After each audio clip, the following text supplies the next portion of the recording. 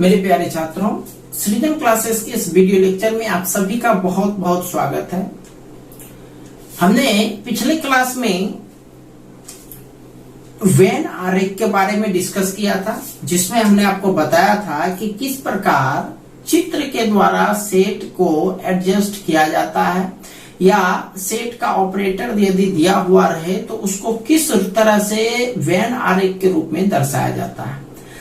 तो हमने अभी तक में किसी सवाल को प्रूव करने के दो विधि पर डिस्कस किया, जिसमें एक था आपका उदाहरण विधि, दूसरा था वेन आरेख विधि और तीसरा चलेंगे हम लोग सामान्य विधि। सामान्य विधि से किसी सेट को या किसी सेट का जब ऑपरेटर दिया हुआ रहे तो उसको कैसे प्रूव करते हैं, यह हम लोग इस चैप्टर में समझेंगे। ठीक है, इससे आगे बढ़ने से पहले एक छोटी सी बात मैं आप लोगों को कहना चाहूंगा कि आप लोगों के लिए ये जो ऑनलाइन क्लास होता है ये बिल्कुल नए तरह का चीज है, क्योंकि आप इस साल ही जब आप लोगों का लॉकडाउन शुरू किया गया तो आप लोगों के सामने इस तरह का समस्या आ रहा है कि आप लोगों को ऑनलाइन पढ़ना पड़ रहा है, क्योंकि हमने देखा कि हमारे बहुत से बच्चों को ऑनलाइन में कुछ विशेष रुचि नहीं है। ऑनलाइन के बदले में उन लोगों को ये लगता है कि जितना मैं टाइम यहाँ देता हूँ उतना देर के लिए मैं पबजी खेल लूं या उतना देर के लिए कोई फिल्म देख लूं, कोई कॉमेडी देख लूं, मगर यहाँ पर बच्चों को उतना मन नहीं लगता है। कुछ लोग ये बोल देते हैं कुछ समझ में नहीं आता है सर, एक बार देखे समझ में नहीं आया। देखो, एक चीज हमेशा ध्यान रखना, जब भी चीजें आप लोगों के लिए नई होती है तो उन चीजों में एडजस्ट करने में बहुत परेशानी होती है। जैसे उदाहरण के लिए आपको आपके यहाँ बहुत मन लगता है, लेकिन आप यदि अपने घर को छोड़ करके दूसरे जगह जाओगे बिल्कुल नए जगह में, तो कुछ दिन तक तो ऑड फील होगा ही। ऑड फील में हो सकता है आपको लगे कि तो बेकार जगह है, चलो छोड़ छाड़ के घर ही चले आते हैं। तो बहुत आसान काम है। यदि आप दूसरी जगह गए हो, वहां पर आपको मन नहीं लग रहा है तो आपका मन किया घर आना है, चलो वहां से चले आए। लेकिन आप जिस प्रोसेस के लिए, जिस काम के लिए आपने अपने जगह को छोड़ करके दूसरे जगह को बिलोंग्स किया है, दूसरी जगह गए हैं, वहां से यदि आप कोई फायदा उठा ही नहीं पाए तो फिर क्या मतलब है। तो इसलिए ध्यान रखना है कि जब भी आप नए चीज में प्रवेश करोगे तो आपको कहीं न कहीं समस्याएं आएगी और आना है, यह अनिवार्य है, निश्चित तौर पर आएगा। तो इसलिए यदि आप ऑनलाइन वीडियो लेक्चर देख रहे हो तो हो सकता है आपको कुछ इंटरेस्ट नहीं आए, थोड़ा देर तक देखे, समझ में ऐसे नहीं आया, सर क्या बक बक बक बक कर रहे हैं, चलो हटाओ दूसरा चीज देखते हैं। तो ऐसे काम चलने वाला है नहीं, क्योंकि यह जो परिस्थिति है, लॉकडाउन की परिस्थिति, यह कब सामान्य होगी कहना मुश्किल है। जब तक कुछ इसके लिए स्पेशल मेडिसिन नहीं निकल जाए बहुत मुश्किल है कहना। इसीलिए लगातार आप देख रहे हो सरकार जो है समय समय पर टाइम बढ़ा रहा है। पहले जून था, फिर जुलाई किया, फिर पता नहीं आगे बढ़ाएगा कि नहीं बढ़ाएगा, कोई निश्चित नहीं है। इसीलिए आप इंतजार में मत रहो कि लॉकडाउन टूटेगा तो सर बैच स्टार्ट करेंगे तो पढ़ेंगे, उसके इंतजार में बिल्कुल भी मत रहो, क्योंकि इसका कोई गारंटी नहीं है कि जुलाई तक सरकार लॉकडाउन बढ़ाया है तो उसके आगे नहीं बढ़ाएगा। एक्चुअली मैक्सिमम चीज जो है वह हमारे स्कूल से जुड़ा हुआ चीज है, और इसलिए क्योंकि स्कूल में जो है हर एक तरह के छोटे से छोटे बच्चे भी घर से बाहर निकलेंगे, यदि उन्हें कुछ हो गया तो हमारे परिवार को परेशानी हो सकती है। इसलिए सबसे ज्यादा इम्पोर्टेंट यही है कि स्कूल के चीजों से लोगों को अलग करने का प्रयास किया जा रहा है। यह चीज अलग है कि हम लोगों को परेशानी तो हो रही है, सभी को परेशानी हो रही है, लेकिन यह हमारी जिंदगी का सवाल है। हम लोगों के लिए यह साल वास्तव में चुनौती भरा है, लेकिन जिंदगी रहेगा तभी तो हम लोग कुछ कर पाएंगे। इसलिए यह चीज ध्यान रखना है कि आप लोग अपने मन में यह एडजस्ट कर लो, इस साल जो है हमको मैक्सिमम पढ़ाई ऑनलाइन ही करना है। यह यदि दिमाग में बात घुसेगा तभी आपको कोई भी ऑनलाइन की चीज समझ में आएगी। नहीं तो आप कितनों कुछ कर जाओ ये समझ में नहीं आएगी। वैसे मैथमेटिक्स के लिए मैं आपको एक छोटा सी चीज बता रहा हूं जिससे आप लोगों को हो सकता है कुछ अच्छे से समझ में आए। आप ध्यान रखना, मैथमेटिक्स ही नहीं मैं अदर सब्जेक्ट के लिए भी बोल रहा हूं कि आपको यदि ऑनलाइन पढ़ने में बिल्कुल भी ये लगता है कि समझ में नहीं आता है तो आपके पास बहुत अच्छा ऑप्शन है कि आप उस वीडियो को एक बार 2 बार देखो। और दूसरी चीज, कोशिश करो समझ में आए या नहीं आए उसका नोट्स बनाना शुरू कर दो। और यदि आप नोट्स बनाना शुरू कर दिए तो मेरी गारंटी है कि आपको निश्चित तौर पर समझ में आएगी।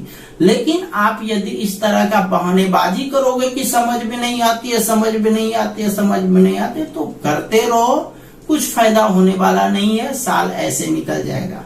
इसलिए इस बहानेबाजी से आप लोग बचो और प्रयास करो कि जो हमको टाइम मिला है सुरक्षित रह करके पढ़ाई करने का, तो हम लोग घर में सुरक्षित रह करके पढ़ाई करेंगे। और नोट्स निश्चित तौर पर बनाओ, नोट्स बनाओगे 100% समझ में आएगा। नोट्स बनाओ, उसके बाद फिर से दोबारा वीडियो देख लो, देखो 100% समझ में आना ही आना है। और यदि सिर्फ ऐसे देखोगे कपिल शर्मा के शो के तरह, तब तो ये संभव नहीं है बाबू। ये पढ़ाई है तो थोड़ा सा तो करना ही पड़ेगा मैनेज। तो ओवरऑल हमने आपको यही बताया कि समझ में नहीं आती है तो आप वीडियो को पहले तो एक बार बस ऐसे देख लें, दूसरा बार में उसका नोट्स बना लें, और तीसरा बार एक बार फिर से देख लें, देखो समझ में आता है कि नहीं। बिल्कुल आएगा और 100% आएगा। चलिए खैर, यदि आप मेरे बात को फॉलो करते हो तो निश्चित तौर पर आपको फायदा होगा, और नहीं करते हो तो जैसा करते हो चले दो। चलिए हम अपना भी काम जारी रखते हैं, स्टार्ट करते हैं। तो आज हम लोग बहुत ही इम्पोर्टेंट पार्ट पर चलने वाले हैं, सामान्य विधि से किसी थ्योरम को कैसे प्रूव करेंगे उसके बारे में। तो इसमें सामान्य विधि से संबंधित कुछ बातें हैं जो आप लोगों को ध्यान रखना पड़ेगा एज ए फॉर्मूला। तो चलते हैं फॉर्मूला पर। X belongs to A union B, इसका मतलब होता है X बिलोंग्स टू A और X बिलोंग्स टू B। दूसरा, X belongs to A intersection B, तो ये होता है X belongs to A and, इसमें एंड हो जाता है, X बिलोंग्स टू B। ध्यान रखना है ये सब चीज, यूनियन में O R और इंटरसेक्शन में A and D and. X belongs to A minus B. X belongs to A and X does not belong to B. Next, X belongs to A. This implies X does not belongs to A dash. Next.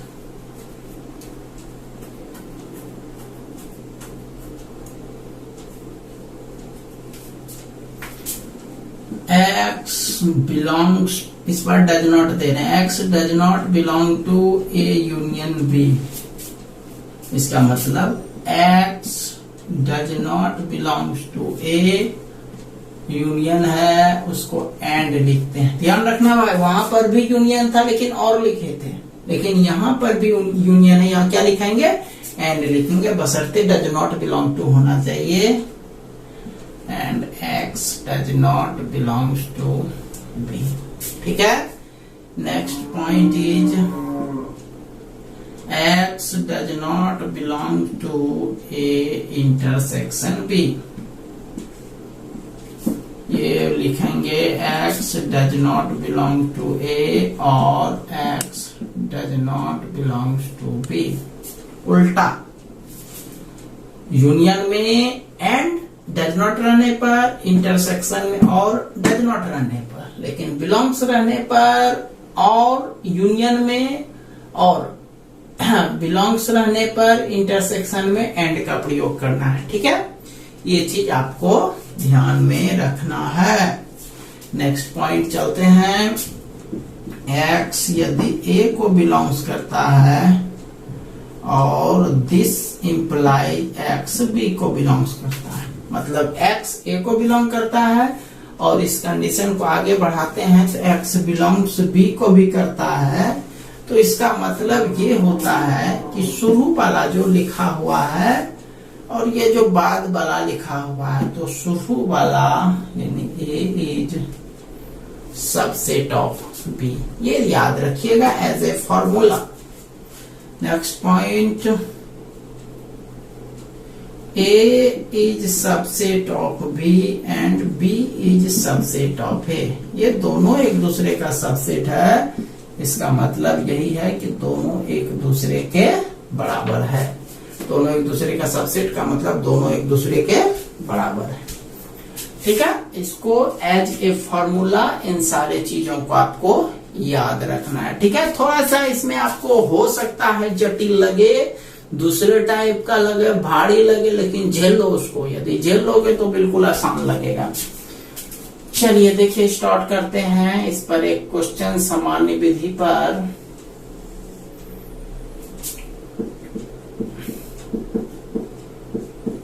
साबित करें ए union B बराबर B union ए। दूसरा, A intersection B बराबर B intersection ए।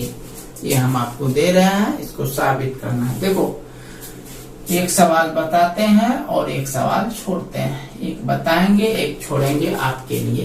पहला number सवाल, ए union B बराबर B union ए। ठीक है, ये सिस्टम आपको याद रखना है भाई।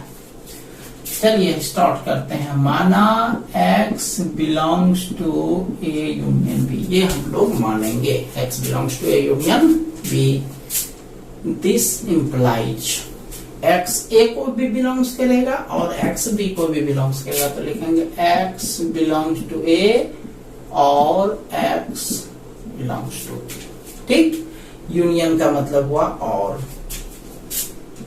अब देखो, और या अथवा है तो आगे पीछे भी कर दो तो कोई भी दिक्कत नहीं है। राम या श्याम भोज खाने आए हैं, अब वही बोलेंगे श्याम या राम भोज खाने आए हैं, बात एक ही है। तो इसीलिए इसको पीछे कर दो ए को और बी को आगे कर दो। x बिलोंग्स टू बी और x बिलोंग्स टू, ऐसा लिख सकते हैं। ठीक है, अब देखो ये बिलोंग्स है, x बिलोंग्स, यहाँ भी x बिलोंग्स, तो x बिलोंग्स दोनों में मिल रहा है और बीच में और है। तो यहाँ देखो x बिलोंग्स रहे, बीच में और रहे, तो इसको हम लोग उल्टा लिख सकते हैं। यानी x बिलोंग्स कॉमन, पहले b है तो पहले b, ओ आर और के बदला यूनियन, इसके बदला a। b पहले b है, बिलोंग्स टू b, ऐसा लिख सकते हैं। इससे क्या होगा भाई, इससे ये होगा, आपको देखो ये वाला सिस्टम पर जरा सा गौर करो। x a को भी बिलोंग्स करता है, b को भी बिलोंग्स करता है, तो ये शुरू वाला मान बाद वाले का सबसेट होगा। तो x के सीधा में ये शुरू वाला मान बैठा दो। a union b is subset of, ये बाद वाला b यूनियन a, इसको एक नंबर मान लेते हैं। ठीक है, चलिए फिर लिखेंगे पुनः।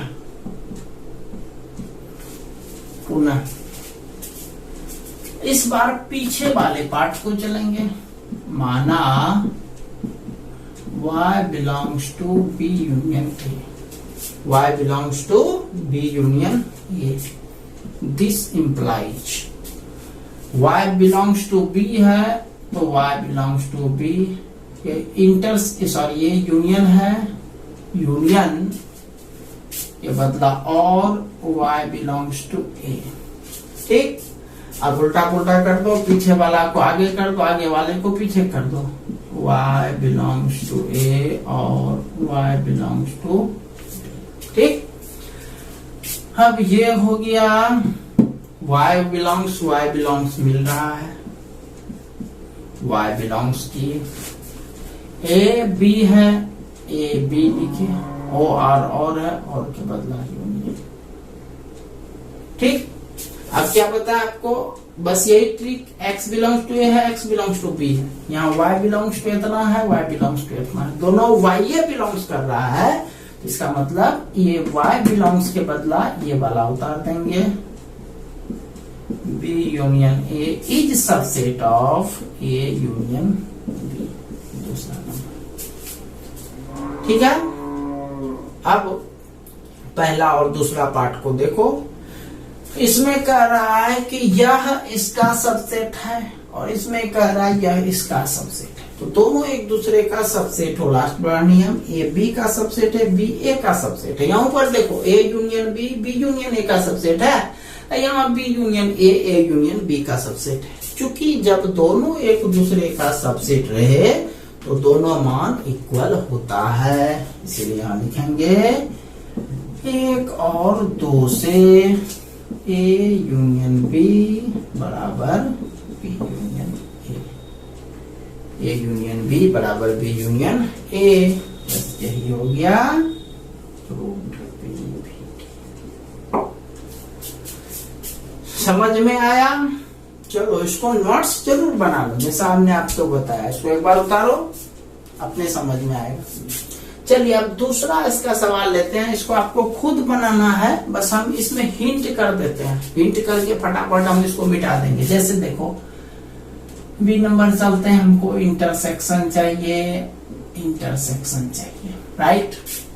तो जैसे उसको बनाया सब कुछ वैसे करो, इंटरसेक्शन, और जब इंटरसेक्शन है तो इंटरसेक्शन में क्या होता है, देखो इंटरसेक्शन में एंड होता है, तो यहाँ पर एंड लिखना है, यहाँ पर एंड लिखना है, और एंड जो है फिर से यह इंटरसेक्शन में कन्वर्ट हो जाएगा।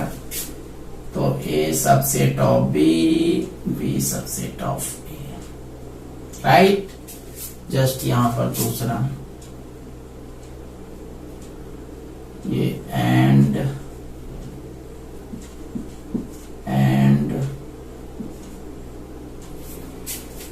अब यहां पर भी ये हो जाएगा,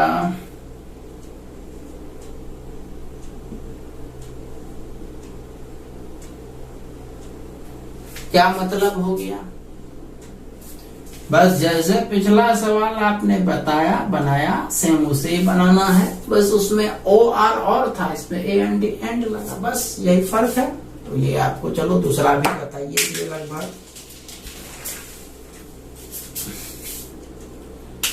चलिए चलते हैं दूसरा सवाल पर, इसको अब मिटा रहे हैं। ये पहला टाइप था, दूसरे टाइप के सवाल पर चलते हैं।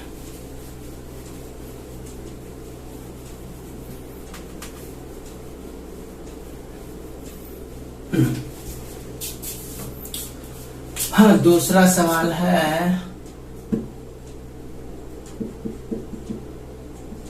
पहला नंबर ए यूनियन बी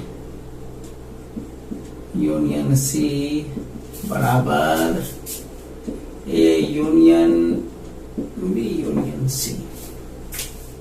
दूसरा intersection A intersection B intersection C बराबर ए इंटरसेक्शन बी इंटरसेक्शन सी।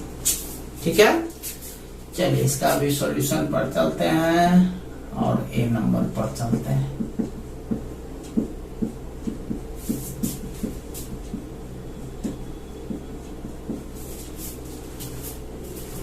मान लेते हैं लेफ्ट वाला को x बिलोंग्स टू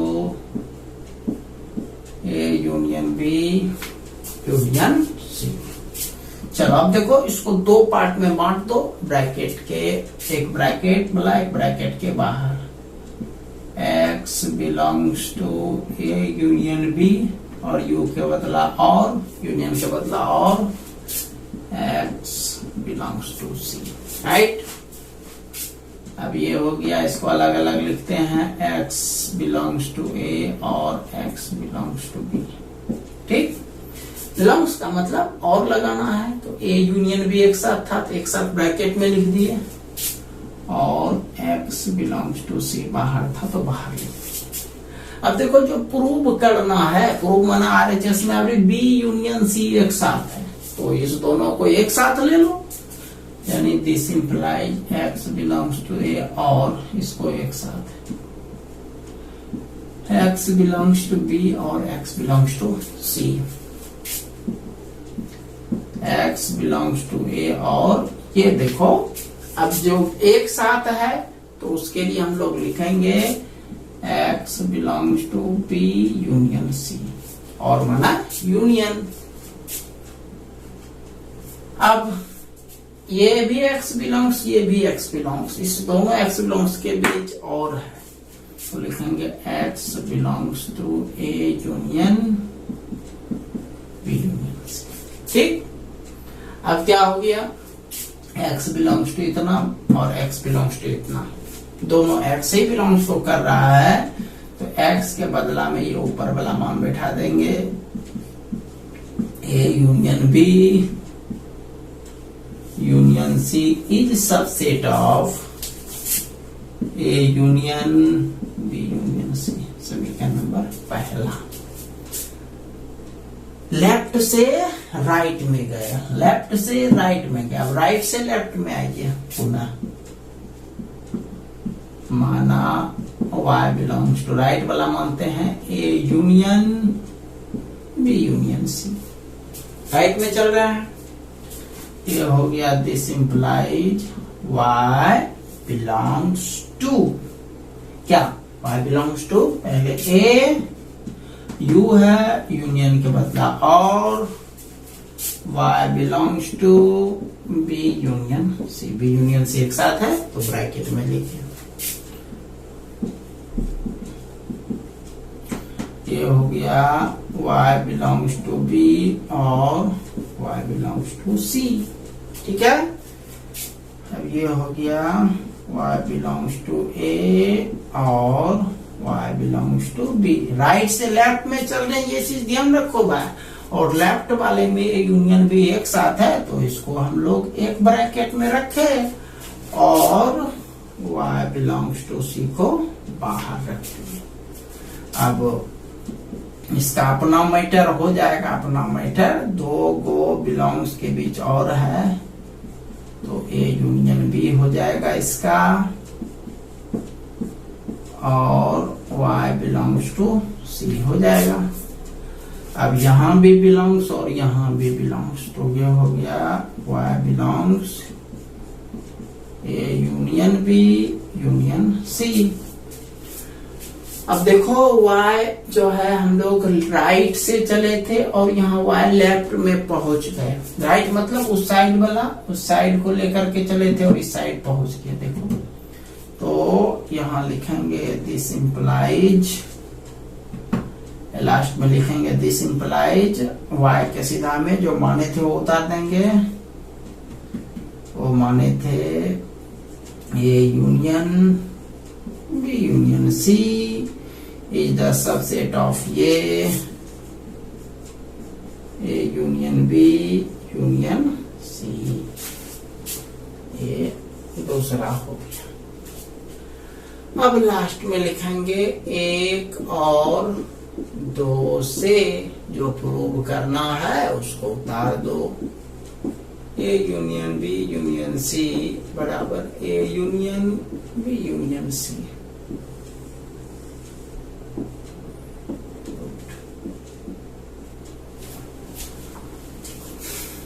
क्लियर, चलिए इसको भी पूरा कर लीजिए आप लोग। और इंटरसेक्शन वाला आप लोग खुद से बना लेना भाई, पिछला में जैसे बताया वैसे ही यहाँ एक बार खाली हिंट करते हैं, जहां जहां इंटरसेक्शन है वहां इंटरसेक्शन के बदला एंड डालिएगा, उसके बाद जैसे बनाए वैसे बना लीजिएगा। ये था दूसरा टाइप का सवाल। चलिए तीसरा टाइप के सवाल पर चलते हैं। आज आपको कम से कम हम 5 टाइप का सवाल बताएंगे, ये अभी तक दूसरा टाइप था।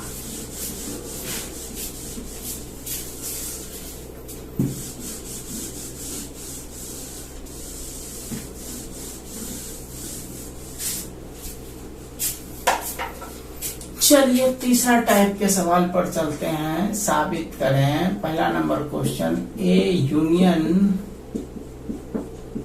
B union C, B intersection C बराबर A union B intersection A union C. Just दूसरा A intersection B union C, A intersection B union A intersection C. ठीक है, चलो चलते हैं सॉल्यूशन पर।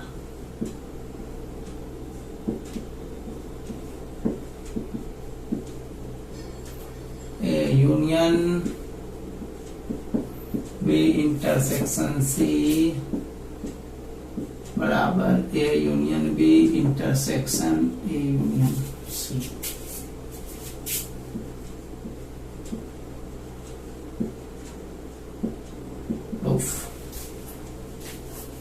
बस जैसे बनाए थे वैसे बना। चलिए मानते हैं, माना x belongs to A union B intersection C.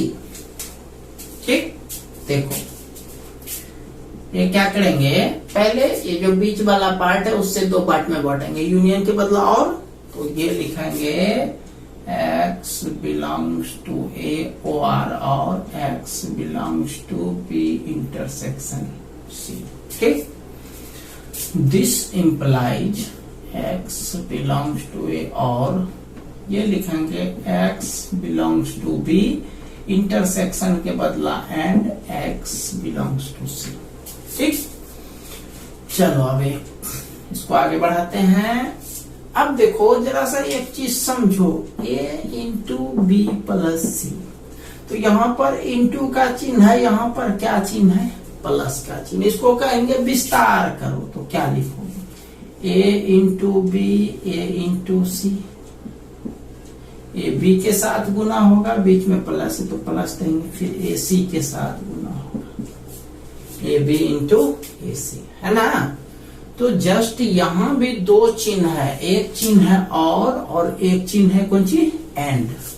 तो समझ लो ये बाहर वाला से अंदर वाला को गुना किया, इस तरह से समझो, ए इंटू बी ए इंटू सी। तो x बिलोंग्स टू ए और x बिलोंग्स टू बी, ये लिखेंगे। उसके बाद क्या था, यहाँ देखो बीच वाला चिन्ह ये जो प्लस में था, तो यहाँ प्लस आ गया, यहाँ पर बीच वाला चिन्ह कौन सी है, एंड, तो यहाँ ए एंड लिखेंगे। ठीक, फिर x बिलोंग्स टू ए और x बिलोंग्स टू सी, ये लिखेंगे। क्लियर, जस्ट इसी तरह से समझोगे आसानी से समझ में आएगा। अब x बिलोंग्स टू ए और b है, और माना यूनियन होता है, तो x belongs to A union b लिखेंगे, यहाँ पर एंड लिखेंगे, x belongs to A union c। ठीक है, चलो अब x बिलोंग्स एक तरह से कॉमन आ गया। अब यहाँ पर एंड लगा हुआ है, एंड माना इंटरसेक्शन, तो A union B intersection A union C, right है। अब x बिलोंग्स दोनों आया, तो इस x बिलोंग्स के बदला ये जो ऊपर माने थे वो उतार दो, A union B intersection C is subset of ये वाला, A union B intersection A union C. ये हो गया पहला नंबर। पुनः फिर y बिलोंग्स टू मानो भाई, माना y belongs to, right side से शुरू करते हैं, A union B intersection A union C.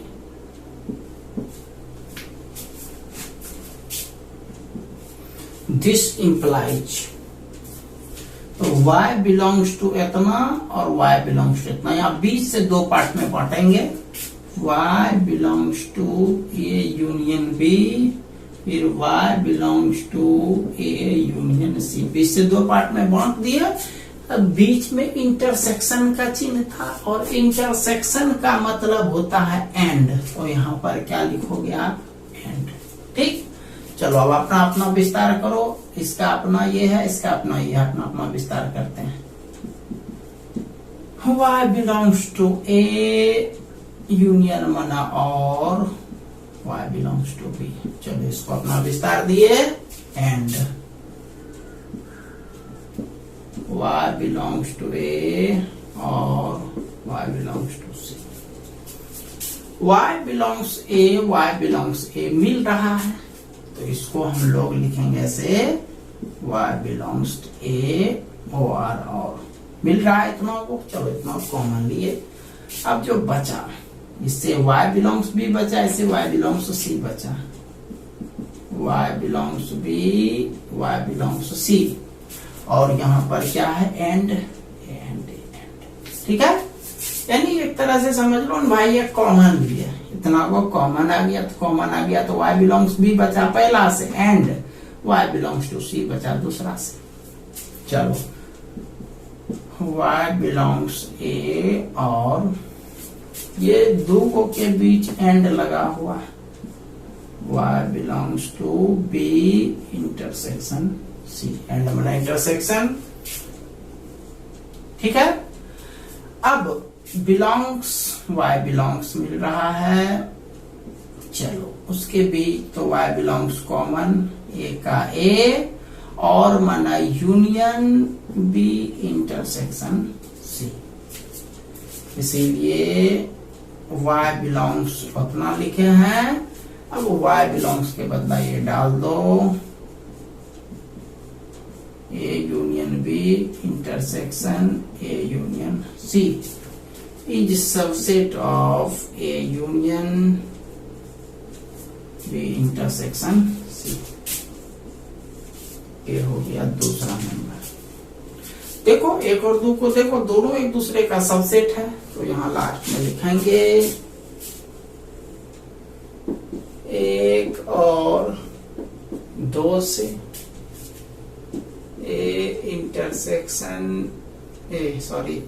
Union B intersection C बराबर A intersection A union B intersection A union C। यही आपको प्रूव करना था। चलिए पूरा कर लीजिए इसको।